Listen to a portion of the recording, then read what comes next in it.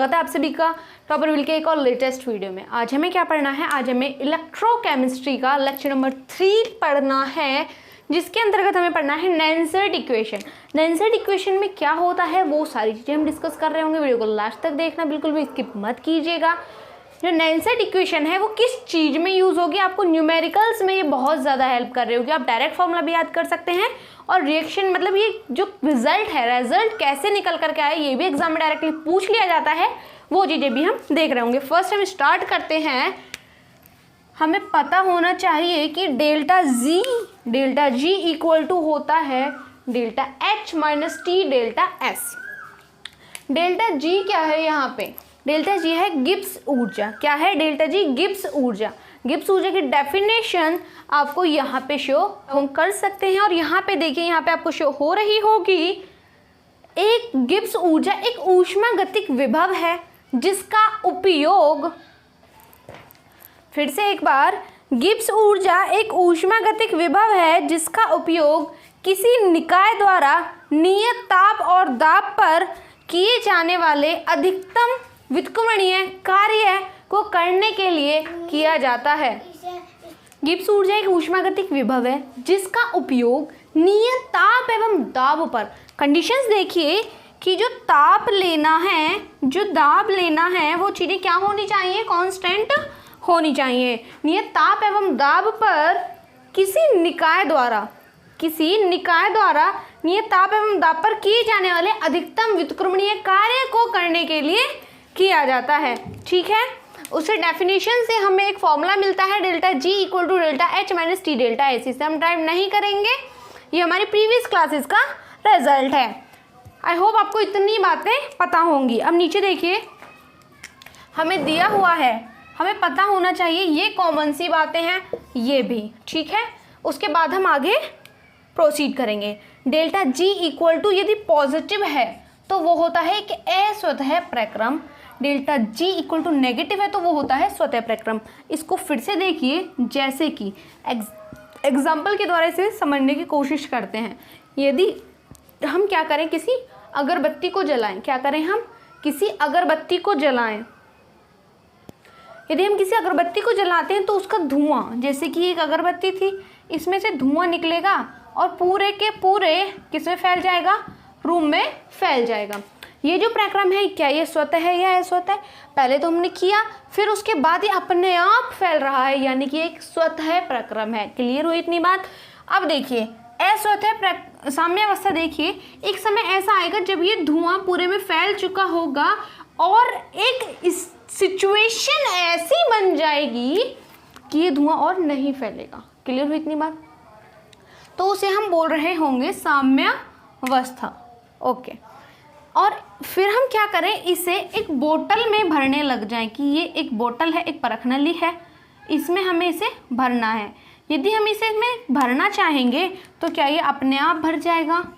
नहीं, हमें क्या करना होगा? वैक्यूम के द्वारा इसे भरना होगा। आई होप आपको इतनी बातें समझ में आई हो। तो ये प्रक्रम क्या होगा? अस्वतः प्रक्रम होगा। आई होप आपको इतनी बातें अच्छे से समझ में आ गई होंगी। आगे देखिए, यदि ई सेल, मतलब ई सेल हमने क्या पढ़ा था? ई सेल इक्वल टू होता है ई रिडक्शन माइनस ई ऑक्सीडेशन, यही तो पढ़ा था। यानी कि सेल विभव कितना है? ई सेल यदि पॉजिटिव है तो उसका मतलब कि सेल डिस्चार्ज है। क्या है इसका मतलब? सेल डिस्चार्ज है। और यदि ई सेल यदि 0 शो करता है तो सेल साम्यावस्था में है, ना तो वो कुछ काम कर रहा है, कुछ भी काम नहीं कर रहा। ठीक है, ई सेल यदि नेगेटिव दिखाता है तो उसका मतलब है कि सेल चार्ज है। अब देखिए, पॉजिटिव है तो सेल डिस्चार्ज दिखा रहा है, यानी कि पहले सेल चार्ज रहा होगा। इसे समझाने के लिए आपको एक एग्जाम्पल से समझाने की कोशिश करती हूँ ताकि आप इसे याद करने में आसानी हो आपको। ठीक है, ये सेल है, इस सेल में यदि ये डिस्चार्ज दिखा रहा है, ठीक है, एक बैटरी सेल ले रहे हैं आप, यदि ये सेल डिस्चार्ज है तो यानी कि इसने क्या कर दी? अपनी बैटरी किसी को दे दी है, किसी को दे दी है, जब तो डिस्चार्ज हुआ होगा।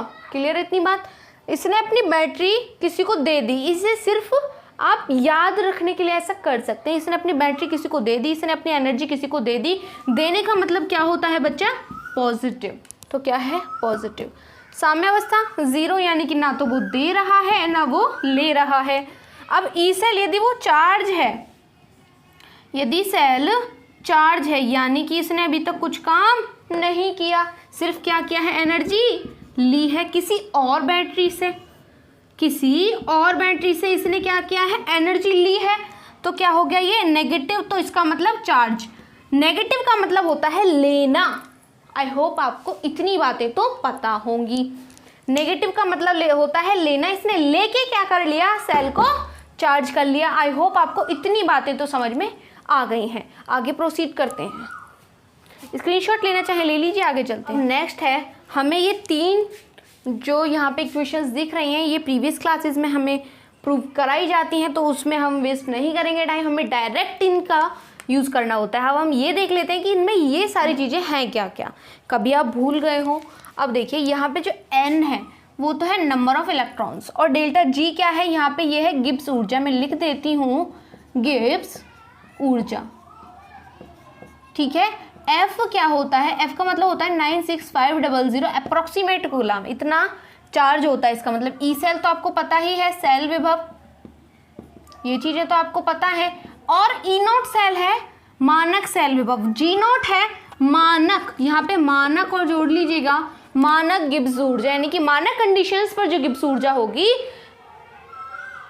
उसको हम क्या बोलेंगे? गिब्स ऊर्जा, मानक वाली।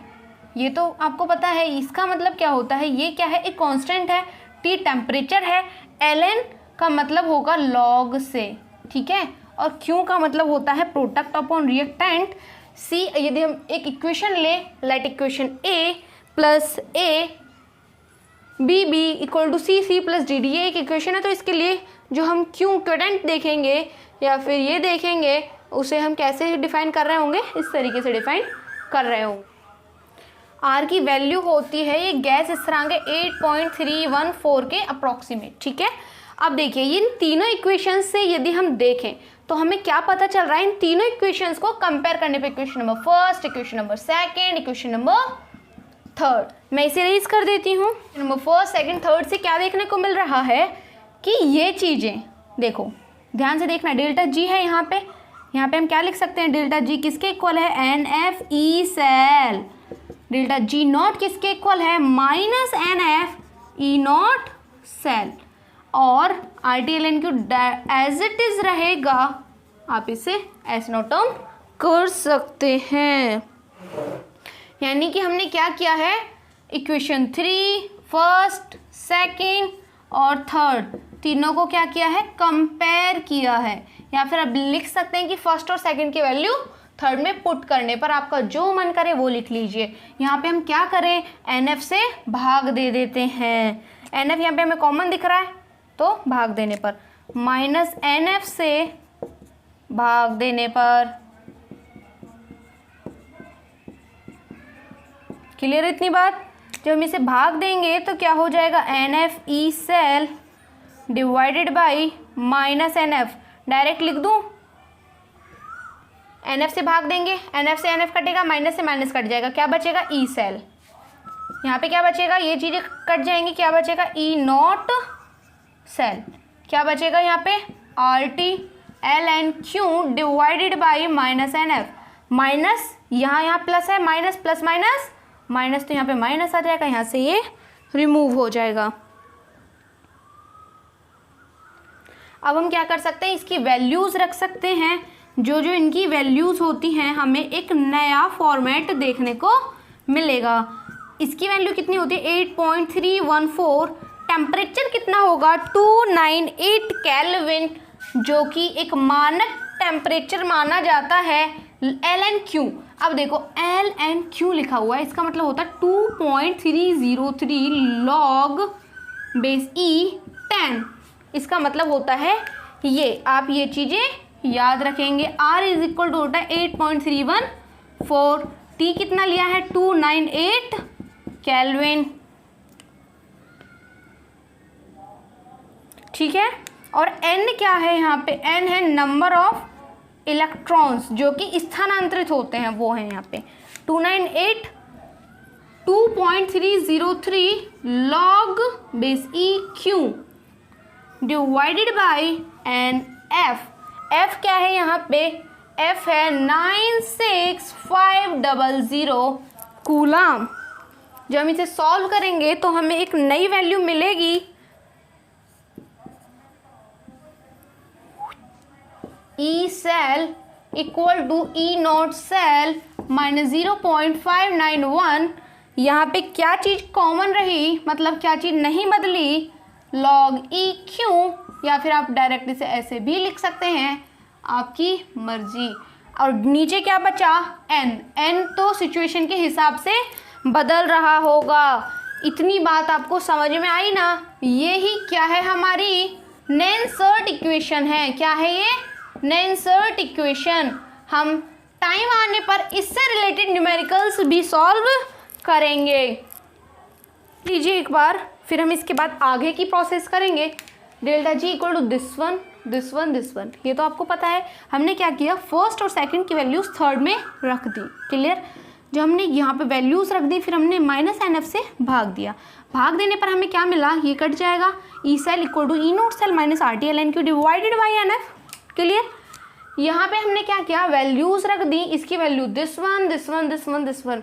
वैल्यू जब रखी तो हमें एक नया फॉर्मेट मिला, E cell equal to E naught cell minus 0.591 log A Q divided by N situation के हिसाब से बदल रहा होगा, क्यों भी चेंज हो रहा होगा। अब हम देखते हैं आगे की प्रोसेस क्या होती है। इक्वल टू हो जाता है हमारा के, ई सेल क्या होता है हमें पता है, 0 के इक्वल होता है। डेल्टा जी भी हमारा क्या होगा, साम्यावस्था पर 0। वैल्यूज पुट करेंगे, क्या मिलेगा, 0 लिख दीजिए, पुट द वैल्यूज। ठीक है। E cell equal to, E cell क्या है 0, इसे नहीं लिखेंगे, 0 equal E not cell minus 0.591। जो चीज़ें मैंने पहले बता दी थी उनका कितना ज़्यादा यूज़ यहाँ पे देखने को मिल रहा है। आप इसे कैसे लिख सकते हैं, E cell equal to 0.591 log के डिवाइडेड बाई एन। अब आप सोचेंगे कि ऐसा कैसे हो गया। देखिए, जब आप इसे इधर लाएंगे तो ये नेगेटिव होगा, जब ये चीज़ नेगेटिव हो जाएगी तो ये चीज़ इक्वल बचेगी। ला के दिखाती हूँ एक बार, नेगेटिव होगी और ये चीज़ क्या है, नेगेटिव, नेगेटिव से नेगेटिव हट जाएगा, हटता नहीं है, वो डिवाइड दिया जाता है, बात एक ही होगी। आई होप आपको इतनी बातें समझ में आई हो। अब हमने देखा था लास्ट इक्वेशन क्या थी हमारी, ये बातें तो आपको पता चल गई। ये भी डायरेक्ट यूज़ होगा फॉर्मूला, इसे भी बॉक्स में बंद कीजिए। साम्यावस्था